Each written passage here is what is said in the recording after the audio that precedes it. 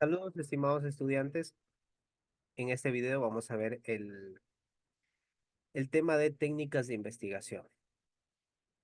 La clase anterior habíamos visto sobre las fuentes de información, primarias, secundarias, es decir, cómo vamos a obtener los datos para poder establecer los mecanismos necesarios para hacer el estudio de mercado. Pero ahora vamos a ver las técnicas de investigación. Una vez que yo ya determino cuáles van a ser mis fuentes primarias y secundarias, necesito establecer cuáles son las técnicas de investigación, es decir, cómo voy a recolectar la información. Las técnicas de investigación son las herramientas que se utilizan para obtener la información que ayudará a desarrollar la investigación de campo. Y bueno, tenemos la siguiente, que es la más utilizada, la más recomendable y la más realista, por así decirlo, que son las encuestas. Esto de aquí, en la mayoría de los casos, se debe establecer porque es un dato muy importante para poder determinar la viabilidad del estudio de mercado. Las encuestas deben tener datos específicos muy claros y preguntas cerradas a partir de lo siguiente. Se debe establecer qué se va a preguntar, si serán preguntas abiertas o cerradas. ¿Qué son preguntas abiertas?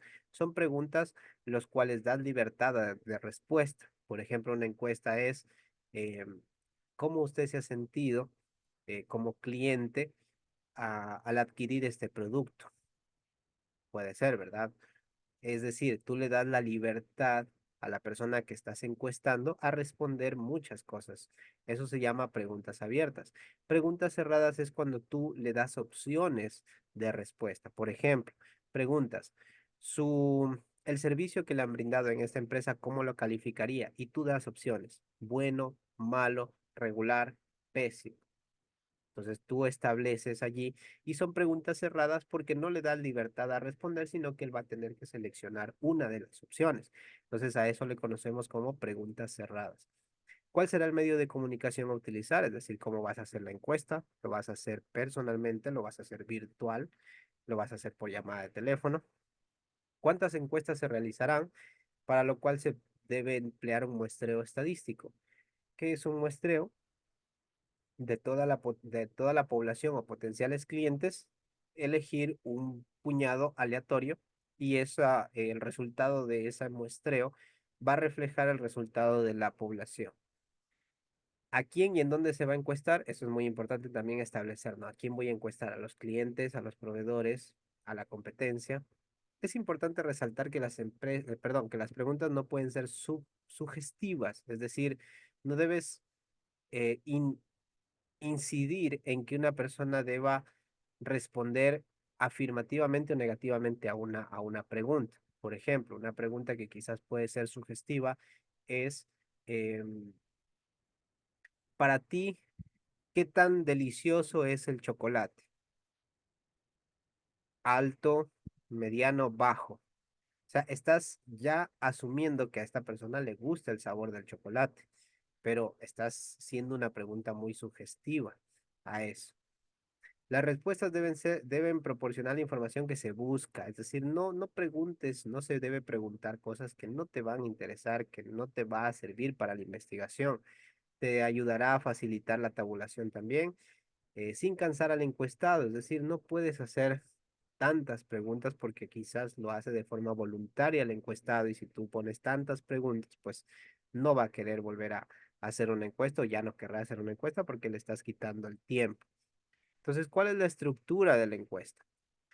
Primero, datos informativos. Y ojo, esto es opcional. Muchas veces las encuestas eh, son de carácter voluntario y al mismo tiempo son de incógnito. Es decir, no debería tener datos informativos. Esto es opcional, es decir, es simplemente para que la persona encuestada pues no tenga que poner el nombre, sino que simplemente tenga que dar su opinión. Aquí donde dice datos informativos es netamente opcional. Explicación de la finalidad de la encuesta, eso es muy importante, explicar para qué es esta encuesta, cuál es la finalidad de esta encuesta. Preguntas cerradas, por ejemplo, aquí tenemos un ejemplo de preguntas cerradas. ¿Su hijo consume en la escuela un lunch preparado en casa? Siempre, a veces nunca. Es decir, le das la opción a que ellos deban responder, no le das la libertad de responder, le das opciones. Y preguntas abiertas, en cambio, le das libertad. Por ejemplo, ¿qué incluye el lunch preparado en casa? Y aquí pues le das libertad para que puedan escribir. Y por último, agradecimiento, ¿no? Esa es la parte correcta de una encuesta. Una encuesta se recomienda quizás no tener más de 10 preguntas porque podría cansar al encuestado y eso es lo que menos se desea.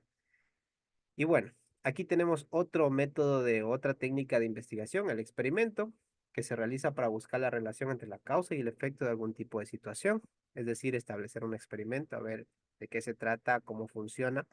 Quizás no se hace la encuesta, pero se hace un experimento. Observación consiste en registrar información observando la situación en análisis. Claro que debe determinar de acuerdo al tipo de emprendimiento, ¿no? Se puede establecer quizás una técnica de investigación, puede hacer la observación, que sea mucho más factible poder hacerlo. Entrevista, para que la entrevista permita llegar a conclusiones adecuadas, se va a realizar con la mayor objetividad posible. La técnica también es una entrevista.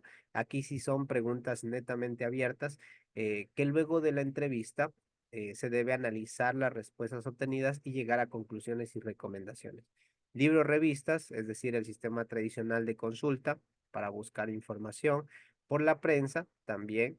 Y obviamente aquí podríamos establecer también una fuente de una técnica de investigación que es en la web. Son formas de poder investigar, herramientas que se utiliza para poder realizar una investigación.